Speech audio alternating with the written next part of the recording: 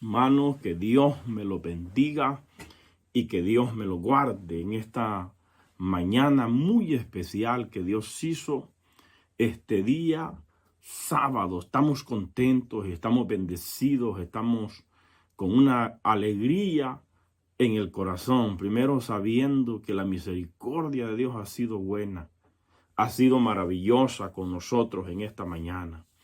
Dios ha sido benefactor en esta mañana de tantas bendiciones que el Señor nos ha dado. En esta mañana te saluda tu amigo el pastor Iván Avelar. Quiero hablarte acerca de un pequeño pensamiento, una reflexión más. Quiero hablarte acerca de lo que es el mundo espiritual. El mundo espiritual. Hay muchas personas en la vida que piensan que el mundo espiritual es una mentira, pues, o sea, que no existe. Ellos piensan que el mundo espiritual simplemente es una idea abstracta que quizás alguien en sus pensamientos ha imaginado que existe una actividad en el mundo espiritual.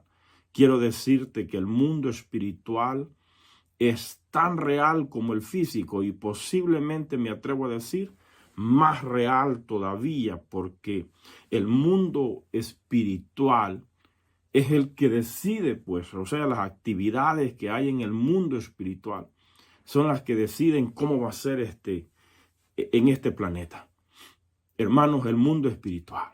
¿Quién lo gobierna? Sabemos que en el mundo espiritual están dos reinos invisibles, que es el reino de Dios, que es el que tiene mayor autoridad y poder, y está también el reino de las tinieblas, gobernada por un jefe maligno llamado Satanás. ¿Cuál es el objetivo principal del mundo espiritual? Hacer que se establezcan principios y patrones de conducta en este mundo. Obviamente Dios y los ángeles, Dios y su presencia, está predicando su palabra. Y en el mundo espiritual se revoluciona porque la palabra de Dios es espada, dice la Biblia, de dos filos. Cuando el reino de las tinieblas recibe esos mensajes, esos espadazos, cuando un alma se convierte, es un alma que se le ha quitado de las garras a Satanás y que los demonios gobernaban esa vida. Quizás era un adicto a las drogas, al alcoholismo, al sexo.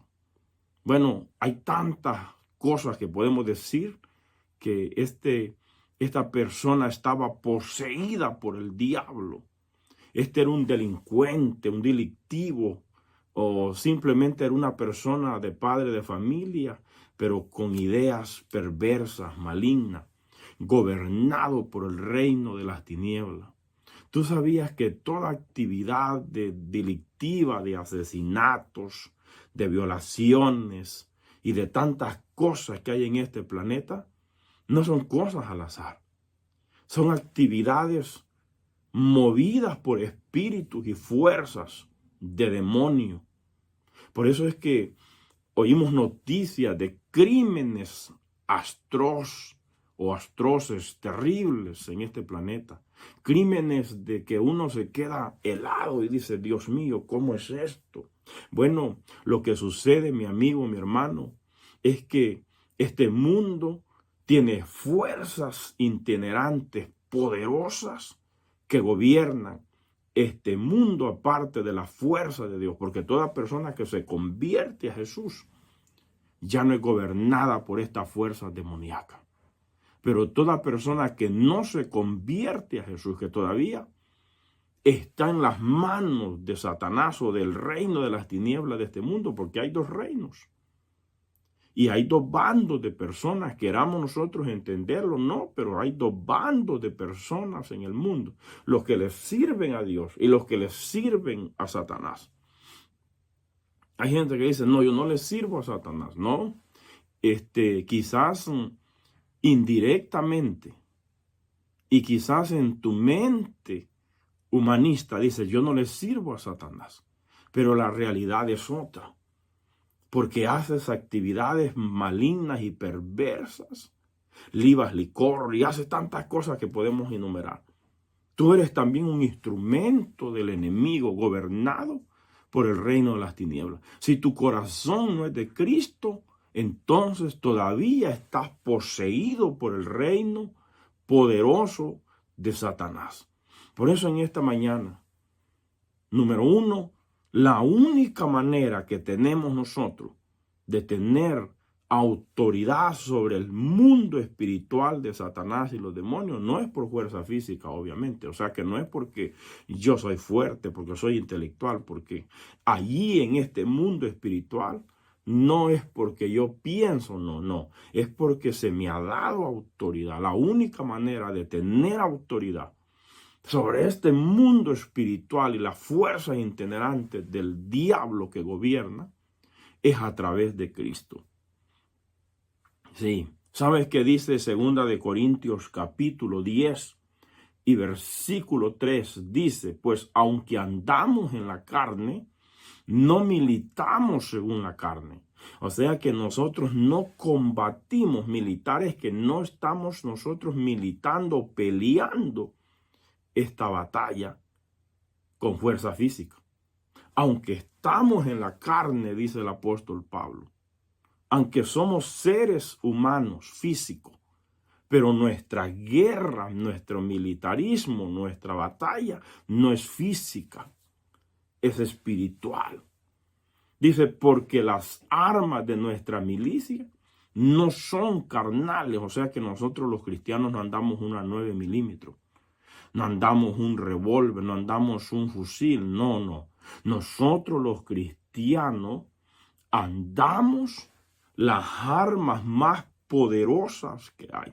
Por eso dice Pablo, no son físicas, no son carnales, sino poderosas en Dios para destrucción de fortalezas, pues. O sea que nosotros para destruir toda fortaleza mental, enajenada de demonios y de espíritus inmundos, no podemos pelear físicamente. Aunque vivimos en la carne y somos seres humanos, pero nuestra guerra no es una guerra de gobiernos estatales ni gobiernos legislativos, no. La batalla de la iglesia es espiritual. Por esas fuerzas itinerantes que quieren poseerte, pero como ahora tienes a Cristo desde el día que te convertiste, ya el diablo no puede ejercer dominio sobre ti. Ya no te puede utilizar esa fuerza demoníaca. Porque sobre ti hay un poder mayor. Es el poder de la presencia de Dios. El poder del Espíritu Santo de Dios que hoy gobierna tu vida. Por eso dice la Biblia, para destrucción de fortalezas. No son carnales, sino poderosas en Dios. Para destrucción de fortalezas mentales que gobiernan, que atan, que encadenan esta humanidad y que al hombre lo hacen pensar ideas malignas y concibe pensamientos de crueldad.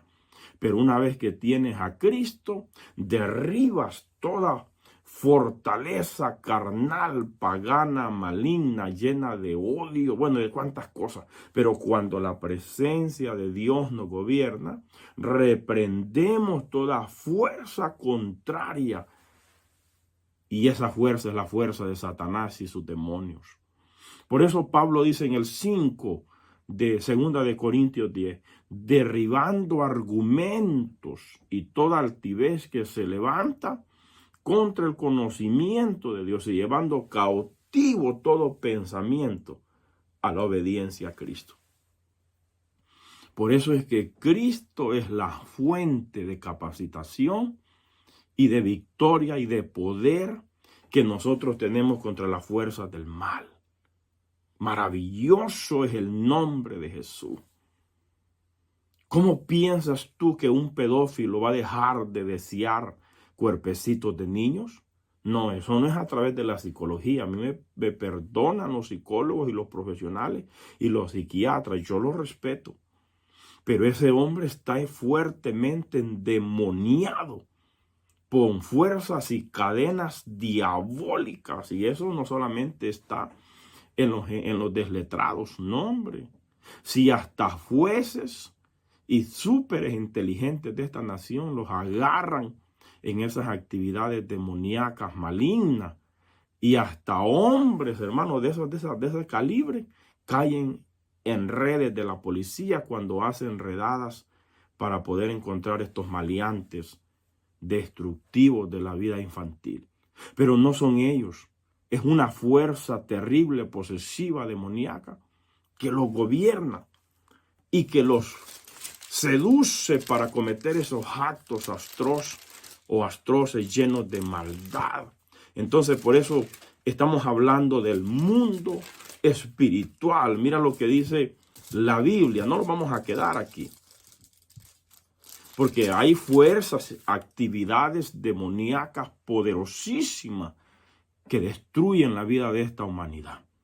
Efesios capítulo 6 y versículo 10 en adelante. Pablo dice: por lo demás, hermanos míos, fortaleceos en el Señor y en el poder de su fuerza. El poder y la fortaleza de Dios, donde el cristiano se fortalece, la fuente de poder y de capacitación, no es un training, no es un entrenamiento que estamos recibiendo, no. Es la fuerza capacitadora de Dios para poder pelear esta guerra espiritual que los cristianos estamos peleando. Y Pablo dice, verso 11, vestidos de toda armadura de Dios, para que podáis estar firme contra las acechanzas del diablo. Te das cuenta que hay poderes demoníacos acechando. Es como una fiera que acecha a su presa.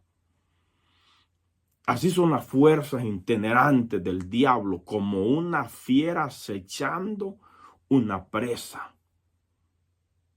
Por eso la única clave del éxito, vestido de toda armadura de lo que Dios te arma, porque Dios te arma. Esta guerra Dios no te deja sin armas, Dios te da armas. Y las armas que Dios le da a los cristianos son poderosas. Armas como la oración, armas como, hermanos, como la palabra de Dios, armas que nosotros tenemos como el amor para vencer el odio, armas que nosotros tenemos como la perseverancia, nos decidimos a perseverar. Tenemos armas tan grandes y poderosas como la alabanza. Cuando el cristiano alaba a Dios, también las fuerzas del diablo huyen. Y por eso dice el apóstol, porque no tenemos lucha contra sangre y carne. O sea que la lucha y la batalla de nosotros los cristianos no es contra seres humanos. No es contra personas físicas. Es cierto que son instrumentos usados por el enemigo. Y ellos son el blanco de ser usados por el diablo, pero nuestra guerra no es con un difamador. Nuestra guerra no es con uno que odia nuestras vidas, no. Nuestra guerra es contra el que lo posee a él. Porque no tenemos lucha contra sangre y carne, sino contra, ¿qué cosa? Contra principados, contra potestades, contra los gobernadores de las tinieblas de este siglo, contra huestes espirituales de maldad en las regiones celestes, a donde se posesionan, porque Satanás también, hermanos, que el Señor lo reprenda, Satanás es estratégico. ¿A dónde se posesionan los demonios como para frenar actividades de Dios? En las regiones celestes. Dicen que en el segundo cielo están ajenados de fuerzas de demonio de magnitud poderosa, para no permitir que las actividades de Dios y las oraciones nuestras puedan llegar al cielo, pero se equivoca. Porque nosotros tenemos al Espíritu Santo de Dios que nos da la victoria en esas actividades y oraciones poderosas que nosotros tenemos. En el nombre de Jesús, en las regiones celestes se posesionan los demonios allá arriba para que frenar nuestras actividades de oración y de poder. Pero como nosotros sabemos que en el mundo espiritual gobierna más el poder de Dios y reprende toda fuerza satánica y diabólica, a través de nuestras oraciones se mueve Dios y su reino, los ángeles de poder. Porque dice Hebreos 1:14 que los ángeles son espíritus ministradores y enviados para ayuda de los que son herederos de la salvación. Hay actividad de ángeles peleando esta batalla, esta guerra espiritual, así que no estás solo. Dios está contigo, su espíritu está contigo, los ángeles enviados por Dios a ayudarnos. Nosotros nunca le damos órdenes a los ángeles. Dios es el que nos manda a cuidarnos, como por ahí salía una bruja diciendo, yo mandé a los ángeles que hicieran esto y esto. Eso es una falacia, es una mentira. Los ángeles no reciben órdenes de nosotros. Nosotros le pedimos a Dios, envía ángeles alrededor nuestro, y el Señor los envía para que guarden y nos cuiden y nos protejan, porque hay muchos demonios y actividades en las regiones celestes gobernando en los aires, pero el poder de Dios es mayor que la fuerza del diablo. Por eso Pablo dice, no tenemos guerra contra sangre y carne, sino contra principados, contra potestades, contra los gobernadores de las tinieblas de este siglo. Hay gobiernos en este mundo y príncipes de las tinieblas gobernando países con capacidades malignas. Hay países que son delincuenciales, su vida es la vida delictiva, delincuencia. Hay otros países en su totalidad que no son eso, pues. Hay países que lo que ellos son materialistas, que solo todo materia y física y dinero, pero es un principado que a los hombres los prohíbe de buscar a Dios por buscar solamente el materialismo. Hay países poderosísimos, terribles por la idolatría, y cada uno de ellos son principados y gobernadores de las tinieblas. Por eso vuelve Pablo en el verso 13 del capítulo 6 de Efesios. Dice, por tanto, tomad toda armadura de Dios para que podáis resistir en el día malo y habiendo acabado todo estar firme. En el reino de Dios, hermanos, una de las batallas de las guerras es más la resistencia que los golpes. Todo cristiano tiene que resistir cuando vienen esos deseos impuros, malignos, de maldad. Por eso es que somos llamados a orar fervientemente contra esas batallas y fuerzas diabólicas que quieren destruir tu familia, tus hijos, tu hogar, tu esposa, tu esposo, etcétera, etcétera, etcétera. En el nombre de Jesús, dice, para que podáis resistir en el día malo, tomemos la armadura de Dios. Día malo, dicen los expertos, que se refiere a un ataque específico que podrá llegar en algún momento y nos puede agarrar desprevenidos. Y pueden pasar cosas terribles. Un cristiano descuidado puede cometer atrocidades malignas, perversas, que mañana se va a lamentar. Día malo habla de un día específico, es posible, de un momento de descuido espiritual. Cuando menos espera, Satanás planea un ataque y ese día malo va a llegar. Pero como tenemos a Cristo, tenemos la armadura de Dios, podemos resistir esa tentación perversa y maligna. Veamos algunos ejemplos rápidos. Dice, calzado los pies con el apresto del evangelio. El cristiano siempre debe estar dispuesto para ir a predicar el evangelio. Eso es un arma del espíritu. Anunciar el evangelio es una actividad de Dios en la batalla. Que vayamos y anunciemos, porque estando así no nos va a dejar que nosotros estemos como ociosos. Porque la ociosidad es un arma de Satanás para aprovecharse de las mentes. Por eso un cristiano no puede estar desocupado, pues tiene que andar en actividad. 2, y sobre todo tomar el escudo de la fe. Un cristiano tiene que ser un cristiano de fe. Creerle a Dios y a su palabra. Porque muchas veces nosotros somos tan creíbles a las cosas humanas, le creemos al médico. Decimos, el médico va a hacer esto y esto. Le creemos con una factibilidad tremenda. ¿Por qué no le creemos a Dios igual? Porque la fe es un escudo Esa fe es la que cuando llegan pensamientos, ideas de esto y de lo otro, y derrotas y de bueno, tantas miserias que llegan, la fe es un escudo que te ayuda a poder ¿qué? Detener ese ataque terrible. Nos protege la fe. Bendito sea Dios. Y por eso dice la Biblia, dice, y sobre todo tomad el escudo de la fe, con que podáis apagar todos los dardos de fuego del maligno. La fe, hermano, se compara como un escudo de la antigüedad. Cuando tiraban aquellos dardos de fuego en la flecha, venían fuego para encender el cuerpo de los contrincantes, más el escudo de la fe, ahí rebotaban el escudo, ahí rebotaban esos ataques, el escudo de la fe, ahí rebotan los ataques del diablo que nos tira y no nos enciende. Y tomad el yelmo de la salvación. Eso es cuando tenemos el pensamiento definido que somos salvos. Se constituye un yelmo cuando yo ya reconozco que soy salvo y mi mente acepta la salvación. Vine a ser protegido mis pensamientos de ideas que divagan del enemigo. Y dice la Biblia, y la espada del Espíritu, que es la palabra de Dios. Yo le he enseñado a los hermanos que el cristiano tiene que aprender a orar con la palabra. Tu palabra dice, usted está tomando la espada del Espíritu. Tu palabra dice y está golpeando, hiriendo el reino de las tinieblas. Tu palabra dice, el que cree en Cristo, aunque esté muerto, vivirá.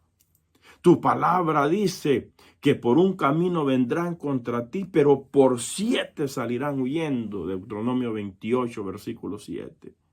Tu palabra dice, Señor, y etcétera, etcétera, etcétera.